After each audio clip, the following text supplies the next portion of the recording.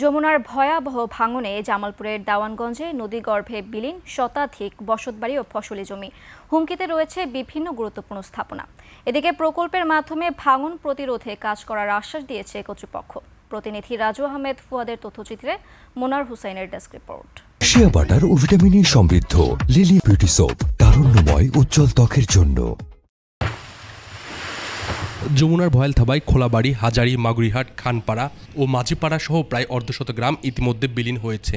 চরডাকাতে এলাকার মানুষ নদী ভাঙনের সঙ্গে অভ্যস্ত হলেও এবারের অসময়ে ভাঙনে দুর্ভোগ কয়েকগুণ বেড়েছে। চোখের সামনে নদীগর্ভে হারিয়ে যাচ্ছে ভুট্টা, মরিচ ও আখসহ বিভিন্ন ফসলি জমি।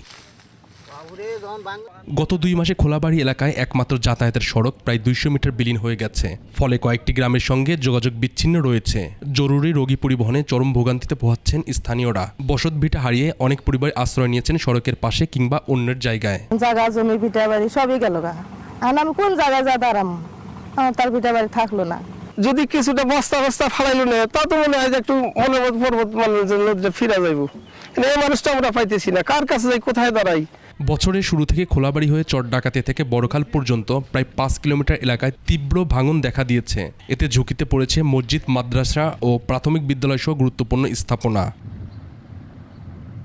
এদিকে ভাঙন কবলিত এলাকা পরিদর্শন করে দ্রুত প্রকল্পের মাধ্যমে কাজ করার আশ্বাস দিয়েছেন প্রশাসনের কর্মকর্তারা। যেটা আসলে বড় ধরনের প্রকল্প ছাড়া এটা পানি উন্নয়ন বোর্ড থেকে জানানো হয়েছে যে এটা সংরক্ষণ করা আসলে সম্ভব না। তো ওনারা সেই চেষ্টাটা করছেন।